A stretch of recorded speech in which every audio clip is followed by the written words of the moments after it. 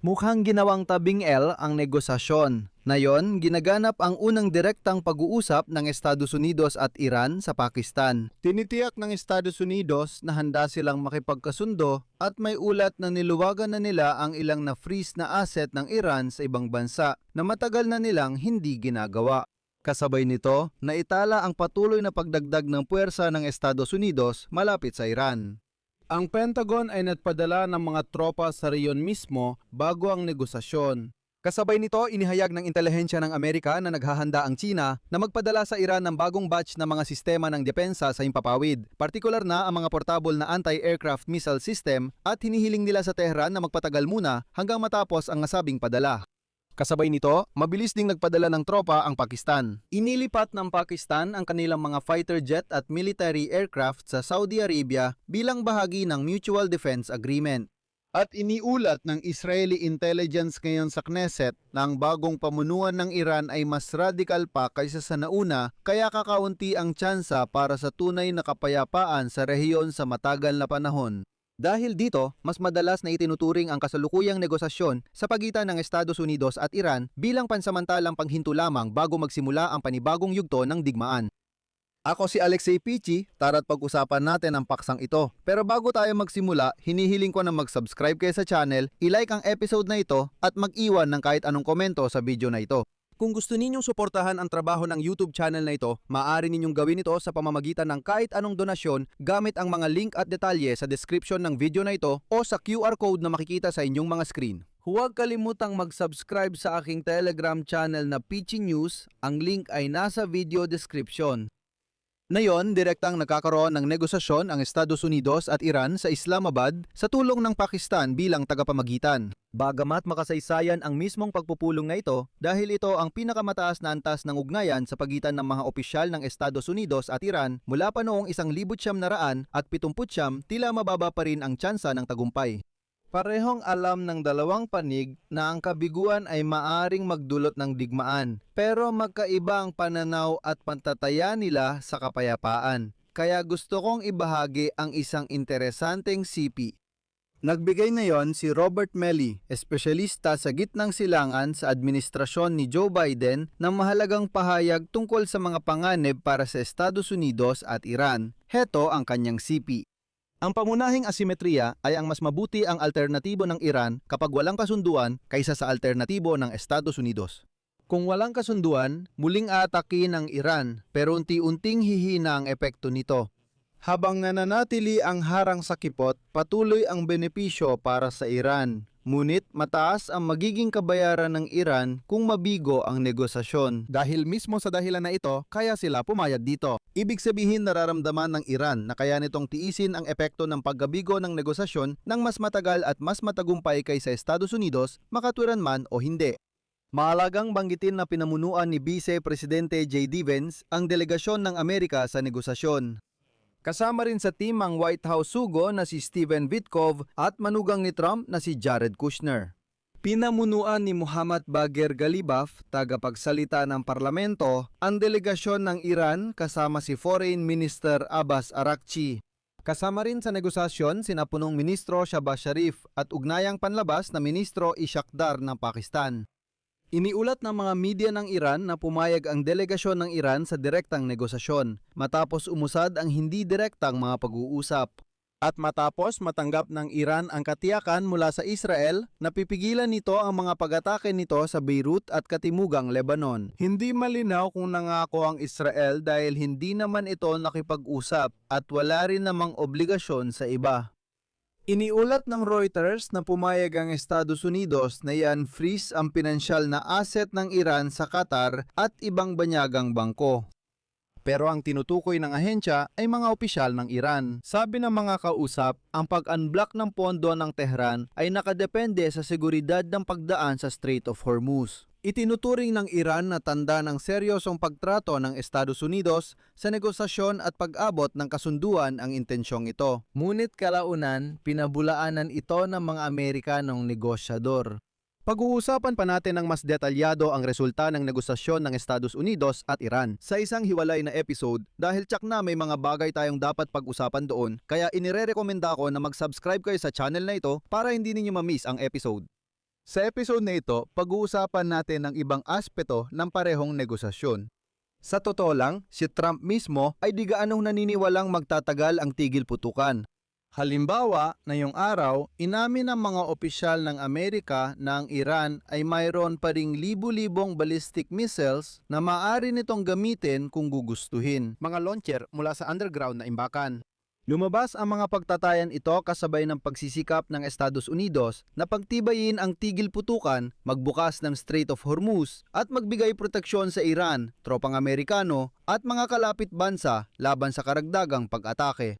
Pero ang Iran ay patuloy pa ring naghahanda para sa pagpapatuloy ng digmaan. Kaya naman, ayon sa ulat ng Wall Street Journal, kasalukuyang nagdadala ang hukbong Amerikano ng mga puwersa sa rehiyon na kayang wasakin ng Iran sakaling mabigo ang mga negosasyon sa Pakistan.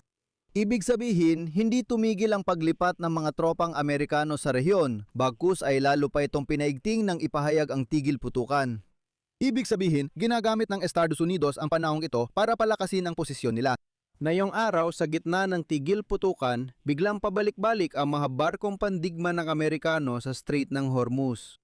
Naipadala na sa rehiyon ang karagdagang mga eroplanong pandigma at sa mga susunod na araw, plano ring magpadala ng humigit kumulang 2,000 sundalo mula sa ika-82 Airborne Division doon. Papunta sa rehiyon mula Atlantiko ang USS George Bush Aircraft Carrier Strike Group.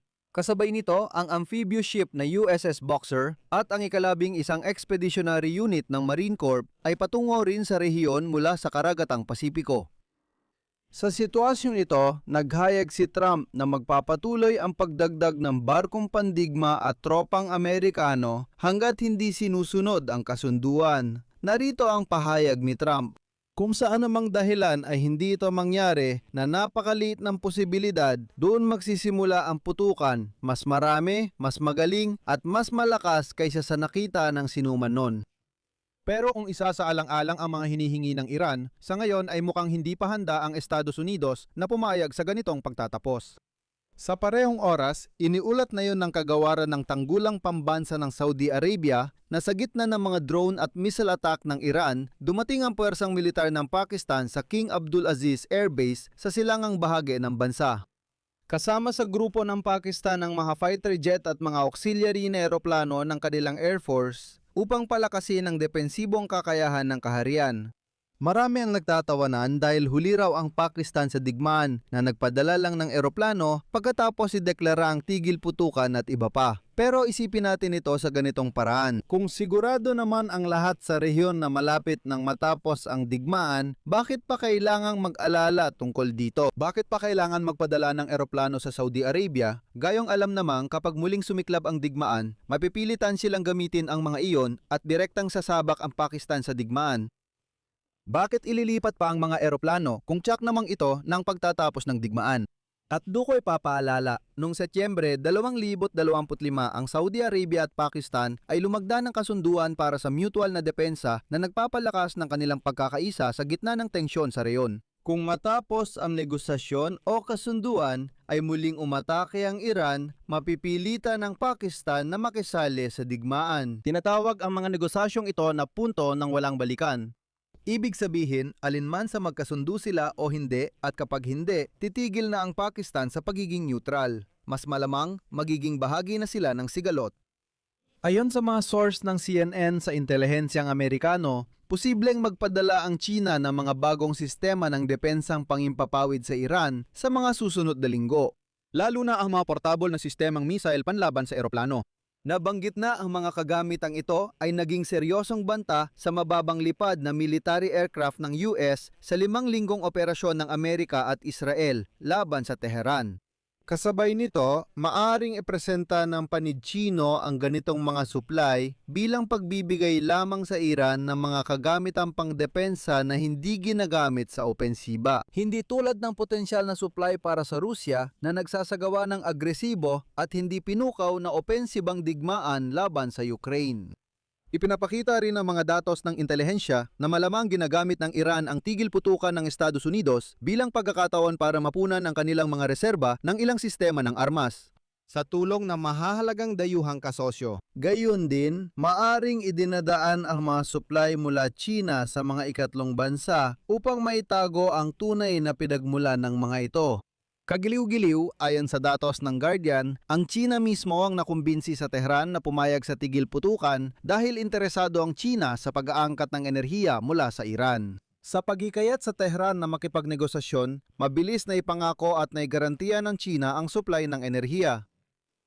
Narito ang isang kawili-wiling pangyayari. Iniulat ni Donald Trump noong isang araw na, nung nakaraang linggo, ay may 15 fighter jet na pinabagsak sa Iran gamit ang heat-seeking missile. Sa Tehran, sinabi nilang gumamit sila ng bagong air defense system pero di tinukoy ang pinagmulan nito. Kaya malamang na sinimula na ng China ang mga supply nito. Dahil dati, wala talagang ganitong klase ng armas ang Iran. Sa huli, ayon sa datos ng Hukbong Depensa ng Israel, mas ekstremista ang bagong pamunuan ng Iran kaysa sa nauna rito. Dahil malaking bahagi ng bagong pamunuan ay binubuo ng mga sundalo mula sa Islamic Revolutionary Guard Corps ng Iran, na itinuturing na higit na konserbatibo sa usaping ideolohiya kumpara sa dating mga lider ng politika. Kaya walang kasiguraduhan na talagang susundin nila ang mga napagkasunduang usapan. Dito ko natatapusin. Ibahagi ang inyong opinion at mga konklusyon sa mga komento sa ilalim ng episode na ito. Mag-subscribe sa channel, pindutin ang kampanilya at huwag kalimutang mag-like. Kung gusto ninyong suportahan ang channel na ito sa YouTube, alam nyo na kung ano ang dapat gawin. Maaari ninyong gawin ito sa pamamagitan ng donasyon. Makikita ang lahat ng link at mga detalye para sa donasyon sa video description o QR code sa screen. Huwag kalimutang mag-subscribe sa aking Telegram channel na Pichi News. Nasa description din ang link. Doon kami naglalatala ng mga agarang balita habang dumarating ang mga ito. Ingat po kayo. Paalam sa lahat.